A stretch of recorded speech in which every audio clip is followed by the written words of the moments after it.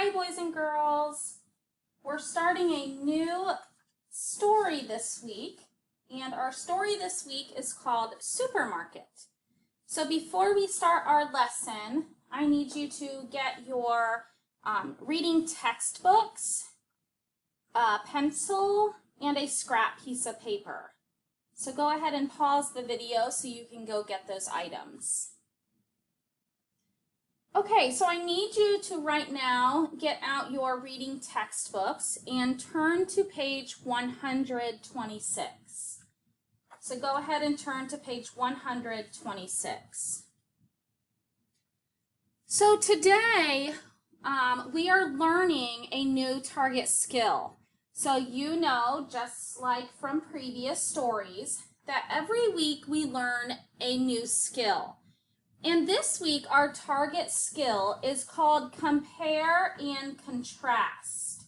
You can see the bullseye on page 126. It's compare and contrast. Now, when we look at compare and contrast, we tell how things are alike and how they're different. So when we compare things, we see how they are alike. When we contrast, we see how things are different. So I want you to look at this right here. This is actually called a Venn diagram. So if I'm comparing and contrasting two different things, I would write those items above each of these circles. When I contrast to see how they're different, I would write them in this open space under each of those items. If I find something how they're the same, I would write them in the middle where these two circles overlap. So the biggest thing, boys and girls, is when we compare, we see how things are alike or the same. And when we contrast, we see how they are different or opposite. Okay, so you should be on page 126. That's our target skill. I want you to go ahead and look at page 127. So what we're going to do, boys and girls, is we are going to read the story On the Farm. And we are going to read the story and we're going to compare and contrast. Find how things are the same and how things are different about the farm. Now, when we compare and contrast life on a farm to life on a subdivision, okay, we know that life on a farm and life on a subdivision are the same in that they are both places that people live in. But I know that if people live on a farm, they have a lot more room and space than someone who lives in a subdivision. So we're going to look at this story and we're going to look for how life on a farm is different than life in a subdivision. Okay, so follow along as I read you the story. It says, On the Farm. The Marshall family lives on a big farm. It has 800 acres. An acre is about as big as a football field. So pause and think about that for a minute. Visualize this. If they have a farm that's 800 acres, and an acre is about as big as a football field, picture it in your mind, 800 football fields. That's really big. That's a lot of space. There are 3 children in the family. David is 12. And Marcia is 10. Their little sister Katie is 8 years old. In the spring, their family plants seeds. They plant potatoes, sweet corn, and other vegetables. The children all help with the work. Many new subdivisions have been built around the farm. David thinks all the houses look all the same. Marcia feels sorry for the families in those houses. She knows the children do not have much room to run around. Sometimes Katie thinks about what it would be like to live in a big neighborhood. She thinks that she would like to have lots of playmates. David and Marcia both want to be farmers someday. Katie thinks she would like to try something different. Okay, so we heard about life on the farm, and we talked a little bit about subdivisions. Now, if I know that someone lives on a farm, I know that they have a lot of space. They live in a rural community. And I know you've heard that word in second grade, the word rural. It's a community. It's wide open spaces, and they have lots of agriculture. A subdivision would be someone who might live in the suburbs. A subdivision has houses that are closer together, and they have a little bit of a yard. So On the Farm talks about how the Marshall family and the 3 kids, how they all feel about the farm and how they feel about the subdivision. We're comparing how they're the same and contrasting how they are different. So if you're at home, go ahead and get your scrap piece of paper out, and you're going to make a little chart. And it's going to look a little bit like this. We have 3 characters that we met in our story today. We've met David, Marcia, and Katie. So if you want to write all 3 of their names down to the left of your paper, you can go ahead and do that now. David, Marcia, and Katie. At the top, we're going to see how each of these characters feel about the farm and how they feel about the subdivision. So at the top of your paper, I need you to write farm and subdivision. Go ahead and pause the video so that you're able to make this chart so we can fill out all of our information that we need. So go ahead and pause the video now. Okay, boys and girls, so we're going to have to go back to our story, and we're going to have to find out how David, Marcia, and Katie feel about the farm and the subdivision. So if I go back to my story, I'm going to look for David. So I'm kind of going to skim my story, and I see David is talking about his age, but I want to see how they feel about the farm and how they feel about the subdivision. Here it talks about subdivisions. Many new subdivisions have been built around the farm. Right here it says David. David thinks all the houses look the same. So that tells me he feels that someone who lives in a subdivision, that the houses look the same. So go ahead and get your scrap piece of paper back out with your chart on it. And next to David, we're going to write that he thinks all the houses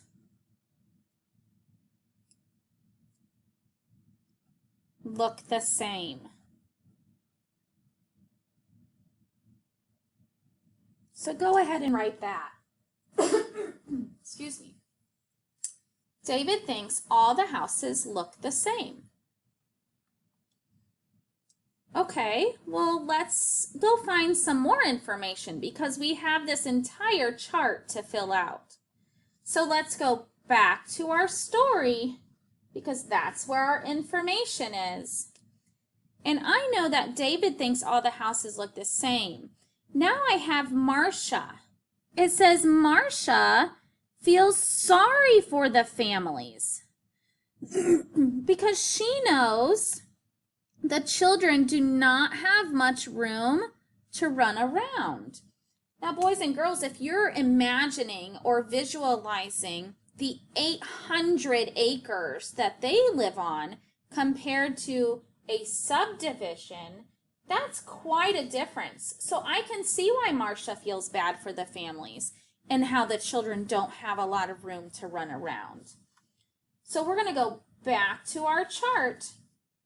And next to Marcia, we're going to write, she feels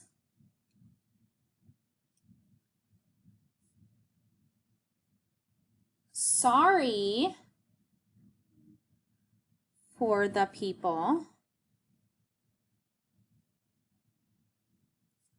because the children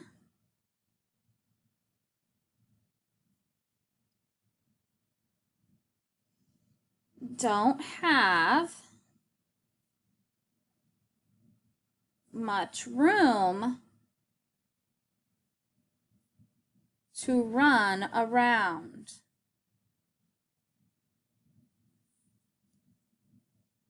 So go ahead and write that next to Marcia underneath subdivision because that's how Marcia feels about the subdivision.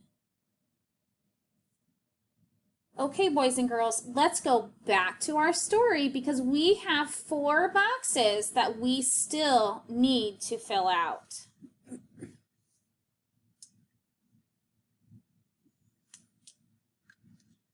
It says, if I read on, sometimes Katie thinks about what it would be like to live in a big neighborhood.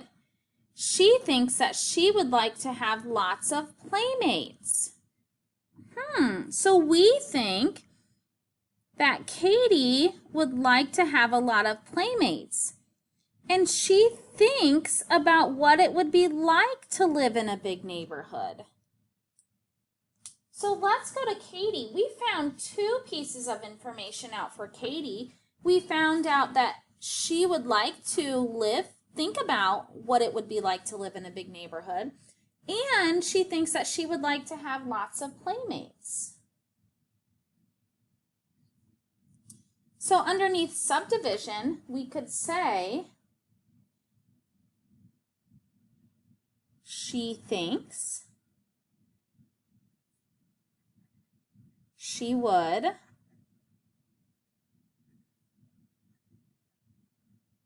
like to have lots of playmates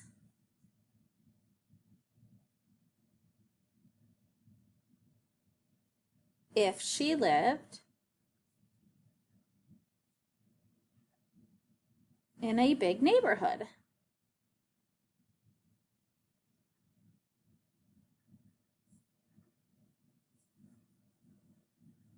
Lots to write for Katie. She thinks she would like to have lots of playmates if she lived in a big neighborhood.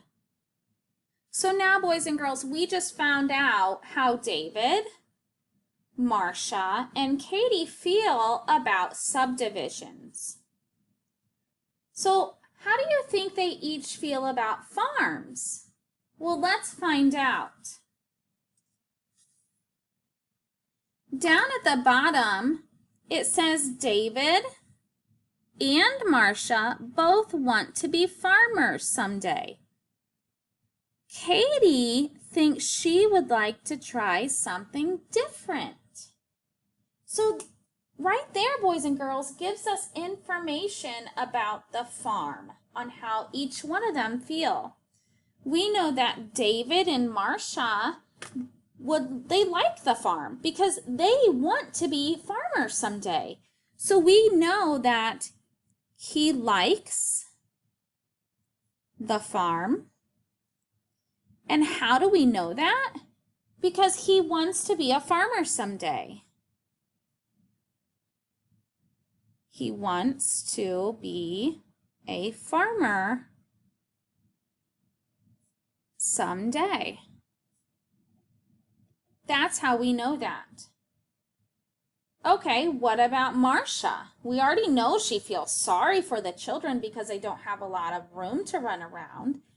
And it said that she wants to be a farmer someday. So we know that Marcia likes the farm, because if she didn't, she would not want to be a farmer. So we know that she likes the farm, and we know that she wants to be a farmer someday. I'm sorry, boys and girls, that's an N.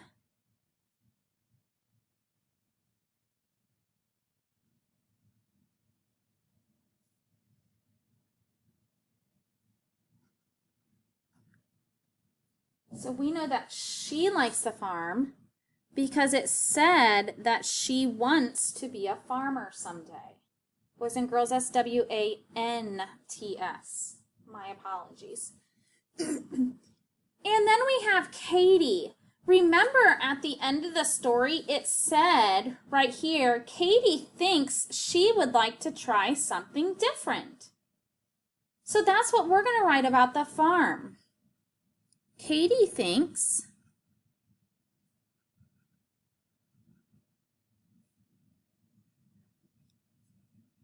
she would like to try something different. So go ahead and write all of that. So boys and girls, we just took information from our story about On the Farm, and we found how each of these characters felt about the farm and the subdivision.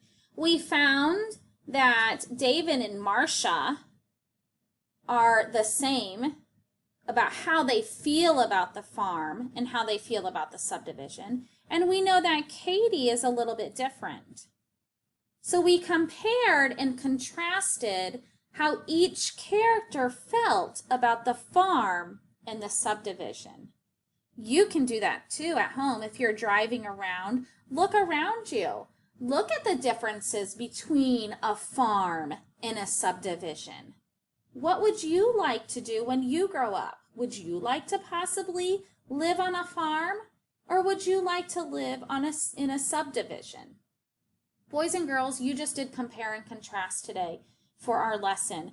That's our target skill. So we know that when we learn compare and contrasting, we know that that information is very important because it's going to show up throughout this entire week when we talk about our story, Supermarket. And it's also going to show up on our test on Friday. If you want to dive deeper into compare and contrast, I challenge you to find two objects, such as an apple and an orange. Make a Venn diagram. Go ahead and make a Venn diagram. Put apple on one side, put orange on the other. And then compare and contrast the two. See how they are different, and then find out how they are the same. That's what compare and contrast is. When you compare, you find how things are alike or the same, and when we contrast, we find out how things are different. Great job, boys and girls. I challenge you, like I said before, to go find some objects and compare and contrast and make your own Venn diagram.